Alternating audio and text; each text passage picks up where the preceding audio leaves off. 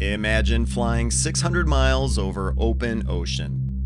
No GPS, no radio contact, and the entire success of your mission resting on one piece of equipment: a wristwatch. This isn't just any watch story. It's about a mission that changed the course of World War II.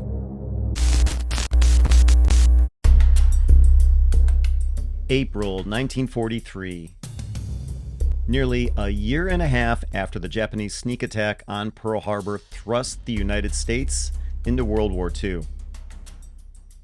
The skies were a crucial battleground where precision and timing were everything.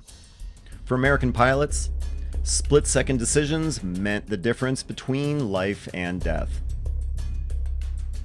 To navigate these dangerous skies, they needed a reliable timekeeper. Enter the A11 wristwatch, a marvel of American engineering and a silent weapon in the cockpit. Operation Vengeance. The incredible aerial mission to eliminate Admiral Yamamoto, who was the architect behind Japan's sneak attack on Pearl Harbor. When U.S. military cryptanalysts intercepted and deciphered an encoded Japanese communication on April 14, 1943, they knew the contents were a potential bombshell for the U.S. war effort. Within the message were details of an upcoming flight by Admiral Isoroku Yamamoto to an airstrip on the island of Bougainville in New Guinea. Remarkably, the message revealed a precise timetable of the flight, which was scheduled for April 18th, indicating exactly when the Admiral intended to land. The decoded report represented an intelligence jackpot.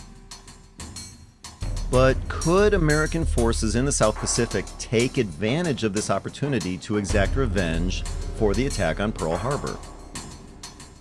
The task itself bordered on suicidal. The intercept point, just west of Bougainville, was over 400 miles away from the nearest American-held runway.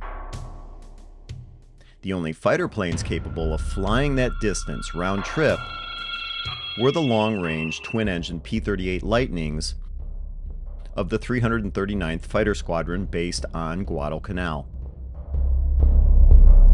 But they couldn't reach Bougainville in a straight line.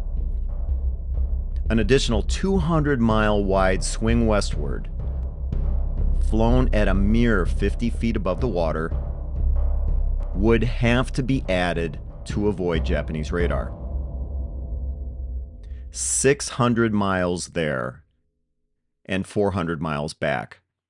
With that direct flight path home, the total round-trip distance of 1,000 miles would push the limits of the P-38's maximum range, even with drop tanks.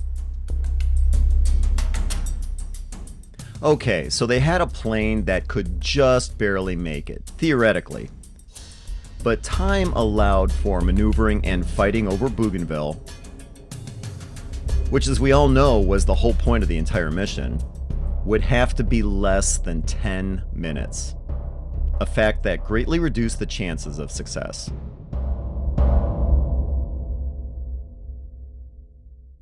Navigation would have to be precise.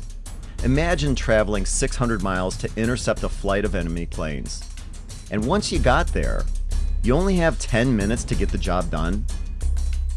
What if you're just a couple of minutes early? Or a couple of minutes late? Misjudgment either way would greatly reduce the amount of time you have on the target. In fact, Major John Mitchell, commander of the 339th, figured the odds of merely spotting Yamamoto's flight, let alone shooting it down, were at 1,000 to 1. A fully fueled P-38 wasn't enough. They needed something else.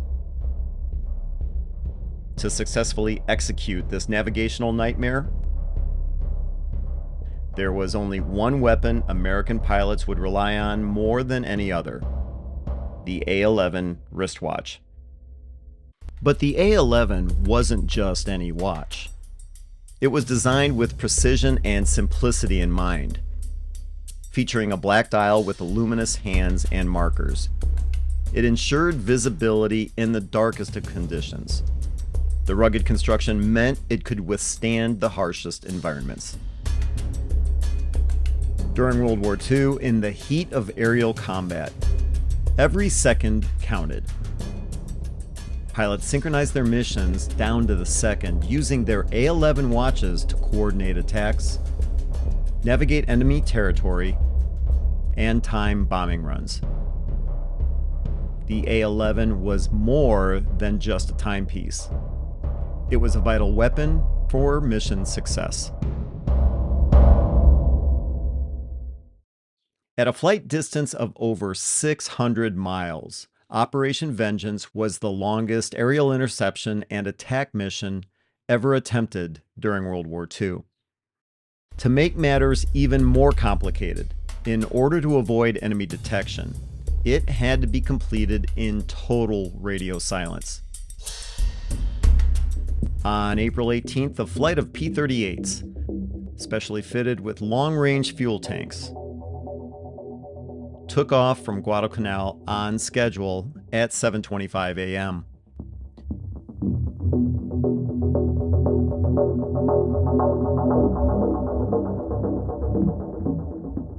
Leg 1 required the pilots to descend to just 50 feet above the water to avoid radar detection by the enemy, at a heading of 265 degrees for precisely 55 minutes. Leg 2 turned 25 degrees right to a heading of 290 for just 27 minutes. Leg 3 turned to 305 degrees for exactly 38 minutes. And Leg 4 turned to 20 degrees for the last 40 miles to the shoreline. After navigating 600 miles in sweltering cockpits, focusing on their A-11 watches to the nearest second, in complete radio silence, 16 P-38 pilots arrived at the intended interception point at 9:34 a.m., just 1 minute ahead of schedule, as Yamamoto's aircraft appeared into view. The P-38s jettisoned their auxiliary drop tanks and intercepted the bombers. The rest is history.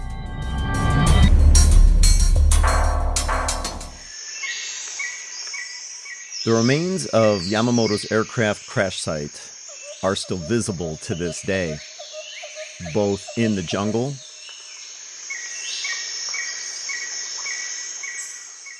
and on display in museums.